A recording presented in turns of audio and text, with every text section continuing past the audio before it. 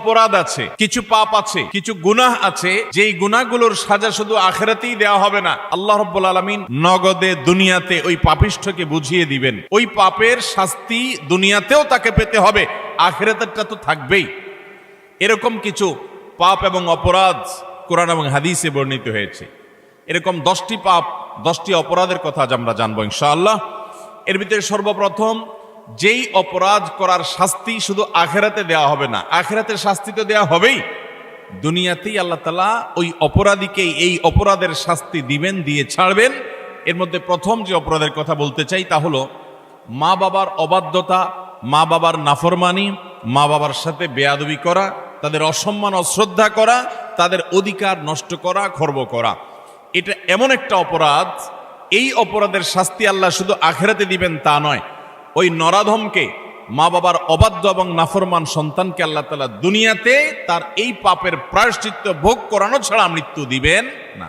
এ বিষয়ে মুস্তাদরাক হাকিমের বর্ণিত একটি হাদিস আছে। নবী আলাইহিস সালাম বলেছেন, বাবানি মুআজ্জালানি উকুবাতুহুমা ফিদ দুনিয়া আল বাগয়ু ওয়া উকুকুল ওয়ালিদাইন। মা বাবার নাফরমানি এর শাস্তি দুনিয়াতে নগদ দেওয়া হবে, আখিরাতটা তো আছেই। সেটা কখনো কখনো হতে পারে তার অবাধ্য সন্তানকে দিয়ে তাকে আল্লাহ তাআলা শাস্তি দিবেন, সেটা যেমন হতে পারে। আবার এমনও হতে পারে তার সন্তান নেই কিংবা সন্তানরা অবাধ্য না, আল্লাহ তাআলা তাকে অন্যভাবে অপমান অপদস্থ করে, লাঞ্ছনা দিয়ে, কষ্ট দিয়ে, তার থেকে নেয়ামত ছিনিয়ে নিয়ে কোনো না কোনো ভাবে আল্লাহ তাআলা তাকে শাস্তি দিবেনই দিবেন। তবে হ্যাঁ, যেই কোনো অপরাধের পর যদি কোনো মানুষ আল্লাহর কাছে তওবায়ে নাসুহা করে, খাঁটি অন্তরে তওবা করে, লজ্জিত হয়, মাপ চায়, ফিরে আসে, তার কথা ভিন্ন, আল্লাহ তাআলা তাকে মাফ করবেন। কারোর যদি বাবা মা দুনিয়াতে বেঁচে থাকেন আর বাবা মার প্রতি তার কখনো অশ্রদ্ধা হয়, অসম্মান হয়, বেয়াদবি হয়, তাহলে সেটার প্রায়শ্চিত্ত হলো বাবা মার কাছে মাপ চাওয়া, চোখের পানি ফেলে দিয়ে। যতক্ষণ পর্যন্ত অন্তর থেকে তারা ক্লিয়ারেন্স না দিবেন যে ঠিক আছে তোমার ব্যাপারে আর কোনো দুঃখ আমার অন্তরে নেই, ততক্ষণ পর্যন্ত মা বাবার কাছে ক্ষমা চাইতে থাকা, এটা হলো এই অপরাধের তওবা।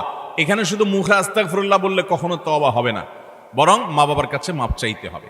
আপনি যদি আপনার স্ত্রী সন্তানদের সামনে, মা বাবার সামনে বেয়াদবি করেন, তাহলে তাদের সামনেই আবার তাদের কাছে মাপ চাইতে হবে। আপনি যদি কারোর সামনে বাবা মাকে অসম্মান করে থাকেন, তাদের কোনো নির্দেশ লঙ্ঘন করে থাকেন, তাচ্ছিল্য প্রদর্শন করে থাকেন, ওই মানুষগুলোর সামনেই আবার আপনাকে প্রায়শ্চিত্ত করতে হবে।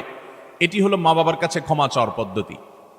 আর যারা হতভাগাদের কাতারে পড়ে গেছেন, মা বাবার দুজনেই অথবা দুজনের কোনো একজনকে হারিয়ে ফেলেছেন, এখনো পর্যন্ত তাদের সাথে কৃত অপরাধ এবং জুলুম, অবিচার, যেটা আল্লাহ তাআলা সহ্য করবেন না, সে অপরাধের প্রায়শ্চিত্ত আপনি করতে পারেন নাই, দুনিয়া থেকে চলে গেছেন, তারা কিভাবে প্রায়শ্চিত্ত করবেন? তাদের প্রায়শ্চিত্তের কয়েকটা ধাপ আছে। নাম্বার 1, তারা মা বাবার হয়ে আল্লাহর কাছে অনেক বেশি ইস্তিগফার এবং চোখের পানি ফেলবেন। আল্লাহ, আমার বাবাকে, আমার মাকে আপনি মাফ করে দিন। নামাজ পড়ে পড়ে ভোর রাতে তাহাজ্জুদের সময়, জুমার দিন মাগরিবের আগে, আসরের পরে সূর্যাস্ত যাওয়ার সময়, গুরুত্বপূর্ণ দোয়া কবুলের কিছু সময় আছে, এই সময়গুলোতে হাত তুলে আল্লাহর কাছে চোখের পানি ফেলে মাপ চাইবেন। আল্লাহ, আমার বাবার প্রতি আমি অনেক অবিচার করেছি, আমার মায়ের প্রতি আমি অনেক অশ্রদ্ধা প্রদর্শন করেছি, যেটা আমার করা উচিত হয়নি। আল্লাহ তাআলা কোরআনে কারিমে তার ইবাদতের নির্দেশের পরেই যার কথা বলেছেন তিনি হলেন মা বাবা। রিদার রব্বি ফি রিদাল ওয়ালিদাইন ওয়া সাখাতুর রব্বি ফি সাখাতিল ওয়ালিদাইন। নবীজি সাল্লাল্লাহু আলাইহি সাল্লাম বলেছেন, কারোর মা বাবা যদি তার উপর সন্তুষ্ট থাকে তো আল্লাহ তার উপর সন্তুষ্ট, আর মা বাবা যদি অসন্তুষ্ট তো আল্লাহ তার উপর অসন্তুষ্ট। মা বাবা হলো মানুষের জান্নাতের দুয়ার, এটাকে ঠিক রাখলে মানুষের জন্য জান্নাতের পথ সুগম হয়। মোহতারাম হাজরিন, এই জন্য কোনো ইমানদার যদি তার মা বাবাকে হারিয়ে ফেলেন, দুজনের কোনো একজন চলে যান, এটা বড় দুর্ভাগ্যের কথা যে জীবদ্দশায় মাপ চাওয়া হয় নাই।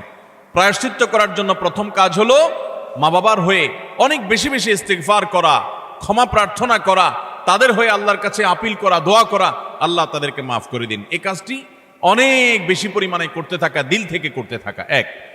দ্বিতীয়ত যে কাজটা করতে হবে তা হলো সহিহ মুসলিমে বর্ণিত একটা হাদিস থেকে আমরা জানতে পারি, নবী আলাইহিস সালাম বলেছেন, কোন ব্যক্তি তার বাবা মার প্রতি বাধ্যগত হওয়ার, তাদের অনুগত হওয়ার, তাদের প্রতি সদাচরণ করার একটা গুরুত্বপূর্ণ পার্ট এবং অংশ হলো মা বাবার অগোচরে কিংবা তাদের উপস্থিতিতে তাদের যে বন্ধু বান্ধব আছেন, তারা যাদের সাথে উঠা বসা করতেন, তাদের সহপাঠী যারা ছিলেন, সেই মানুষগুলোকে বাবা মার মতো সম্মান করা। ধরুন আপনার বাবা দুনিয়া থেকে চলে গেছেন, বাবার বন্ধু কারা ছিলেন, বাবার সহচর কারা ছিলেন, বাবার একান্ত কাছের কারা ছিলেন।